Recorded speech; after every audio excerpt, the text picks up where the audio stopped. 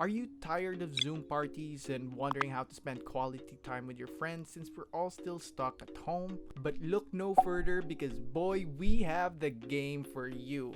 Among Us is the currently trending game that everyone is playing right now. And the best thing about it is that it's absolutely free on mobile and available for both Android and Apple as well.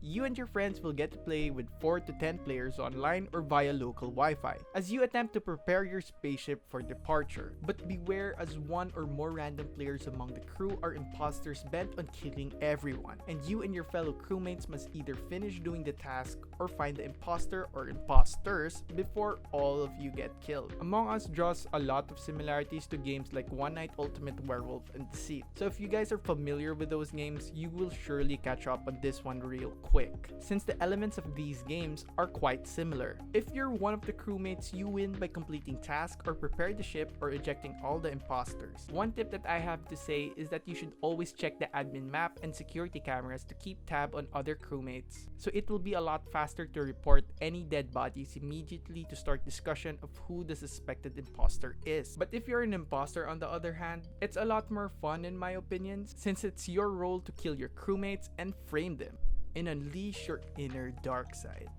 Being an imposter is exciting because it gives you power to influence the game. One tip that I would recommend is that you should really sabotage to cause chaos around the facility and divide the crewmates.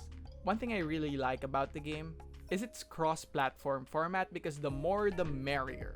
Although this could be one of its flaws, since sometimes it gets hard to communicate with people since some don't really speak the language, even if they're in an English server, which causes confusion to others, which could be quite toxic. Another thing that's been bothering me is that sometimes it gets really hard to get into a room, and these server issues could get really annoying.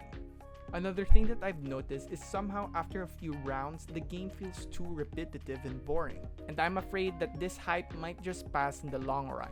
That's if they don't keep things interesting and innovating, of course. But I do hope sometime soon the devs would have an update to fix the server issues soon. But nonetheless, it's still a pretty solid game, where the pros really overshadow its cons. I have been playing this game with my friends, and so far, it's a really great game for us to really bond and reconnect through this pandemic. I hope that someday they would add more features and cosmetics to keep the game relevant. So if you're wondering if it's worth the download, it definitely is, since it's free and it's fun to play and it doesn't take too much time to finish the game. So if you have your thoughts about the game, please do leave them in the comment section below, and don't forget to like, subscribe, hit the bell icon, and don't forget to visit yugatech.com/gaming for more news, tips, and tricks. It's your boy Enzo, and stay safe.